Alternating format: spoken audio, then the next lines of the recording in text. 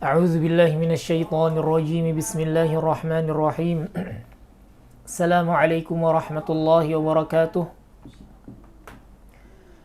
الحمد لله الذي هدانا للكتاب والسنة والعمل بهما على فهم سلف الأمة وما كنا لنهتدي لولا أن هدانا الله أشهد أن لا إله إلا الله وحده لا شريك له المتفرد بالجلال والعزة وأشهد أن سيدنا محمدا عبده ورسوله الداعي إلى الله بالحكمة اللهم صل وسلم وبارك عليه وعلى آله وصحابته ومن تبعهم بإحسان ila yaumil qiyamah. Ikhwatal iman, azzani Allah wa iyyakum. Para pemirsa, para hadirin yang senantiasa dimuliakan Allah Azza wa Jalla dimanapun Anda berada, senantiasa kita panjatkan rasa syukur kita kepada Allah Subhanahu wa Ta'ala, yang dimana sampai saat ini Allah masih saja memberikan karunia serta nikmatnya kepada kita yang tak dapat kita hitung dengan angka matematis. Sehingga Allah Azza wa Jalla berfirman, wa in ta'uddu ni'matallahi la tuhsuha. Bila kalian berupaya untuk hitung nikmat Allah Azza wa Jalla, maka sekali-kali kalian tak akan mampu menghitungnya. Kemudian salawat serta salam semoga senantiasa terlimpahkan kepada suri tauladan kita Nabi Agung Muhammad sallallahu alaihi wasallam, kepada sahabat-sahabat, kerabat-kerabat, serta orang-orang yang senantiasa meniti manhaj beliau hingga akhir zaman nanti. Ikhwatal iman, azzani Allah wa iyyakum. Para pemirsa hadirin yang senantiasa dimuliakan Allah Azza wa Jalla dimanapun Anda berada, InsyaAllah pada kesempatan kali ini kita melanjutkan kembali pengkajian kita, pembacaan kita tentang fiqih, adab dan akhlak, yang insya Allah pada kesempatan kali ini akan kita angkat satu tema tentang bahwa agama Islam itu adalah agama nasihat. Berkata para ulama, inna lin nasihati fi dinina makanatun samiyatun wa manzilatun aliyah. Sesungguhnya tema nasihat ini dalam agama kita memiliki kedudukan yang sangat tinggi dan mulia. Kaifala, bagaimana tidak? وقد جعل رسول الله صلى الله عليه وسلم مفهوم النصيحة مساويا للدين كله. Rasul sallallahu alaihi wasallam dalam sebuah hadis menjadikan nasihat ini bergandeng lurus atau berbanding lurus dengan agama. Sehingga Rasul sallallahu alaihi wasallam bersabda, ad-dinu an-nasihat. Bahwa agama itu adalah nasihat. Kemudian beliau melanjutkan, inna nasihata tantaliqu asasan min hubbin nasihi liman hawlahu wa syafaqatih. Bahwa nasihat itu pada dasarnya adalah menginginkan atau mencintai sesuatu kebaikan agar sampai pada saudara kita yang lainnya. Wa raghbatihi fi isalil khairi ilaihim wa daf'i syarri wal makruh anhum. Dan juga menghendaki atau tidak menghendaki keburukan, kemadaratan itu terjadi pada saudara kita.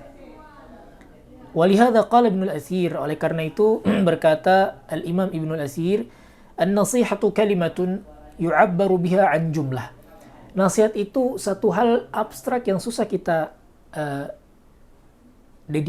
deskripsikan. Susah kita ungkapkan kecuali dengan satu kata yang dapat mewakilinya.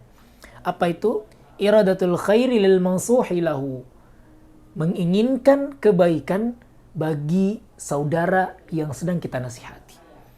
Ikhwatal iman, azani Allah wa iyyakum. Dari ungkapan yang memiliki makna yang begitu luas, yang syarat akan kandungan dari seorang ulama Ibnu al-Athir rahmatullah alaihi, maka bisa kita petik satu kandungan faidah bahwa yang namanya menasihati saudara muslim itu adalah memiliki motif dasar adanya kebaikan pada saudara kita.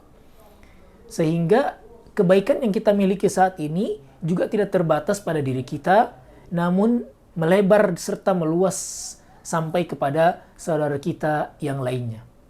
Oleh karena itu, nasihat pun memiliki metode-metode serta tata cara yang tidak bisa kita sampaikan begitu saja tanpa melalui beberapa metode yang pernah disampaikan oleh para ahli ilmu rahmatullah alaihim jami'an. Sehingga bila sekiranya kita menginginkan kebaikan kepada saudara kita, namun dengan cara yang tidak benar, dengan cara yang tidak baik, maka sesungguhnya ada hal yang perlu kita evaluasi. Ada hal yang perlu kita tinjau kembali dari motif serta niat kita dalam rangka menasihati saudara kita. Bila nasihat itu dibarengi dengan motif-motif pribadi, maka sesungguhnya ini bukan bagian dari nasihat. Bila nasihat itu dibarengi dengan motif akan adanya unsur kelompok serta golongan, maka ini bukanlah nasihat yang dikehendaki oleh Rasul sallallahu alaihi wasallam. Ikhwatal iman. Kemudian dalam artikel ini disebutkan lagi, wa qad akhadha Rasulullah sallallahu alaihi wasallam al-bai'ata ala ashabihi. Dahulu Rasul sallallahu alaihi wasallam telah membentuk sebuah perjanjian bai'at dengan beberapa sahabatnya bibadlin nushi lil muslimin. Salah satu poin dari bai'at tersebut, dari perjanjian tersebut adalah menegakkan nasihat di tengah kaum muslimin. Qala Jarir ibn Abdullah radhiyallahu anhu, berkata salah seorang sahabat Jarir bin Abdullah, Allah meridai beliau, bay'atu Rasulullah sallallahu alaihi wasallam ala iqamis salat. Dahulu aku berbaiat kepada Rasul sallallahu alaihi wasallam, memberikan satu perjanjian kepada Rasul sallallahu alaihi wasallam untuk apa? Satu, menegakkan salat, wa ita'iz zakat, kemudian menunaikan zakat, wa nushu likulli muslim, dan menegakkan nasihat bagi setiap muslim. Dengan motif apa? Menghendaki kebaikan bagi saudara muslim. Wa man kana badhilan linnasihati raghiban fi isalil khairi ila nas fahuwa min khulafa'illahi fil ard. Barang siapa yang berusaha, berupaya agar senantiasa dapat menegakkan serta merealisasikan nilai-nilai nasihat, serta berusaha juga untuk menjadikan sebuah kebaikan itu sampai pada saudara muslim yang lainnya. Tidak pelit akan kebaikan, namun ia menghendaki kebaikan lain dapat dirasakan pula oleh saudara muslimnya. Maka kata beliau, orang tersebut sejatinya adalah khulafa'ullah, salah satu dari khalifah Allah yang ada di muka bumi ini. Kama qala Al-Hasan rahimahullah, sebagaimana Al-Hasan Al-Basri berkata, mazala lillahi ta'ala nusaha. Di muka bumi ini setelah wafatnya baginda Rasul sallallahu alaihi wasallam masih saja ada khalifah-khalifah Allah yang hidup. Siapa itu? Orang-orang yang senantiasa memiliki motif mulia, memiliki niat yang tulus untuk menegakkan nasihat kepada sesama kaum muslimin. Yansahuna lillahi fi ibadihi. Orang-orang tersebut yaitu khalifah-khalifah Allah yang masih tersisa di muka bumi, orang yang senantiasa menegakkan nasihat, saling menasihati antara hamba-hamba Allah. Wa yansahuna li'ibadillahi fi haqqillah. Mereka menasihati agar senantiasa menegakkan ibadah kepada Allah Azza wa Jalla. Wa ya'maluna lillahi ta'ala fil ardi bin nasihah. Dan mereka senantiasa tegak di atas nasihat dengan menebarkan nasihat tersebut kepada segenap manusia. Iya, akan ada dampak dari kegiatan atau aktivitas saling menasihati. Di antaranya akan ada orang-orang yang membenci. Akan ada orang-orang yang tidak suka. Namun itu adalah bagian dari dakwah. Itu adalah bagian dari menasihati. Oleh karena itu, salah seorang yang pernah disebut oleh Allah Azza wa Jalla namanya dalam Al-Quran, yaitu Luqmanul Hakim, ketika menyampaikan pesan kepada anaknya, wahai anakku, perintahkanlah kepada kebaikan serta laranglah dari keburukan. Wasbir ala ma asabak. Kemudian bersabarlah atas setiap tindakan amar ma'ruf dan nahi mungkar yang kau lakoni. Kenapa? Karena di balik amar ma'ruf nahi mungkar, di balik saling menasihati, pasti akan ada saja manusia-manusia yang memiliki sifat kesetanan yang mereka pasti merasakan kegelisahan dengan adanya khalifah-khalifah Allah di muka bumi yang senantiasa tegak di atas agama Allah dalam rangka untuk menasihati seluruh umat manusia, terkhusus kaum muslimin. Kemudian beliau melanjutkan, ulaika khulafaullahi fil ard. Mereka ini adalah orang-orang yang bisa dikatakan sebagaimana pesan Al-Imam Hasan Al-Basri tadi, orang-orang yang bisa dilabeli kepada mereka sebagai khalifah-khalifah Allah yang masih tersisa di muka bumi ini. Sehingga ikhwatal iman azani Allah wa iyyakum, di antara karakter seorang mukmin adalah ketika menyampaikan nasihat, ketika menyampaikan yang hak itu hak, yang batil itu batil, la yakhafuna fillahi laumata laim. Mereka tidak takut sama sekali terhadap celaan, cercaan, bencian orang-orang yang membenci serta mencela mereka. Oleh karena itu kata pepatah Arab, qulil haqqa walau kana murran. Katakanlah kebenaran, nasihatilah dengan kebenaran walaupun terkadang rasanya itu pahit. Ikhwatal iman azani Allah wa iyyakum, saudara-saudari para pemirsa yang senantiasa dimuliakan Allah Azza wa Jalla.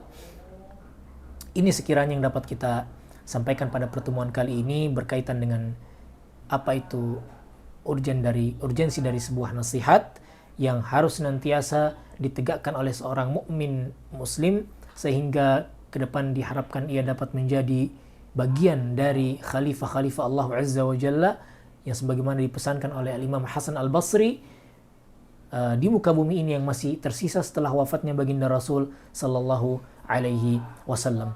Lantas apa saja metode dan tata cara dalam menyampaikan sebuah nasihat? Insyaallah akan kita sampaikan dan kita kaji bersama pada pertemuan berikutnya. Wallahu taala alam bisawab. Kurang lebihnya kami mohon maaf bila ada kekurangan, maka itu murni dari kami sebagai makhluk yang penuh dengan kelemahan. Bila ada keutamaan serta kelebihan, maka itu adalah murni datang dari zat yang maha sempurna, Allahu Azza wa Jalla. Wa sallallahu ala nabiyyina Muhammadin wa ala alihi wa sahbihi wa sallam. Wa akhiru da'wana anilhamdulillahi rabbil alamin. Kita tutup dengan doa kafaratul majlis. Subhanakallahumma rabbana wa bihamdika asyhadu an la ilaha illa anta astaghfiruka wa atubu ilaik. Thumma assalamu alaikum warahmatullahi wabarakatuh.